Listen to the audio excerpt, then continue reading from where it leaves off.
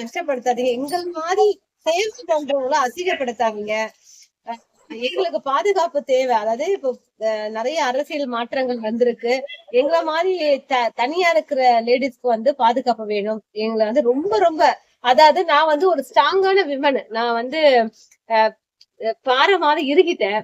ஆனா இதே இடத்துல வந்து மன இலகுன ஒரு லேடியா இருந்தாலும் கண்டிப்பா செத்து போயிருப்பாங்க. ஏன்னா அவனோட கேள்விகள் வந்து அந்த அளவுக்கு வந்து வல்கரா இருந்தது. அது வந்து கேட்க முடியாத அளவுல வரும் வார்த்தைகள்.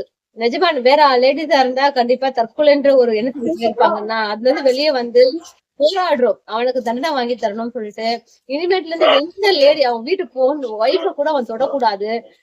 பேருக்கு யோசிக்கணும். பெண்ணுக்கு வந்து பெண்களுக்கு மரியாதை கொடுக்கணும். அந்த மாதிரி தயவு செய்து இத பாக்குறவங்க வந்து எங்களை மாதிரி தனியா இருக்கிற லேடிஸ்க்கு பாதுகாப்புக்கு ஹெல்ப் பண்ணுங்க. ஹையர் ஆபீசர்ஸ் இருந்தீங்கன்னா அவங்க மேல வந்து ஒரு எஃப்ஐஆர் போட சொல்லுங்க.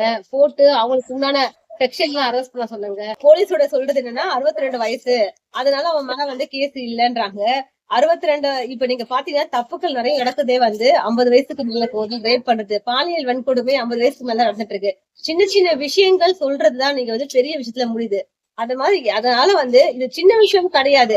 ஒரு பப்ளிக்ல என்ன வந்து அதாவது அவங்க என்ன சொல்றாங்கன்னா 60 வயசு நாங்க வந்து அவனை அரெஸ்ட் பண்ண மாட்டோம். சீனியர் சிட்டிசனு அப்படின்னு சொல்லுவோம். சீனியர் சிட்டிசனா இருக்கணும். அந்த மனப்பக்குவத்துல இல்ல. அதாவது என் கூட வர அட்வொகேட்டை சொல்றாங்க இவ்வளவு பெரிய சூத்தான்னு கேக்குறாங்க. அது எவ்வளவு தப்பான விஷயம்.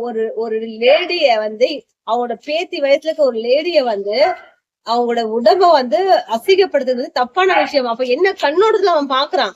அவங்க பேத்தி வயசுல இருக்கிற ஒரு பொண்ணு அவன் என்ன கண்ணோட்டத்துல பாக்குறான்? 62 வயசு ஆளு அவனோட பார்வை தப்பா இருக்கு. அப்போ அவனை நம்பி தெருவுல பிள்ளைங்க போக முடியுமா? சொல்லுங்க பாக்கலாம். அவ்வளவு அசிங்கமான பார்வைகள்ல 1000 தப்புகள் இருக்கு.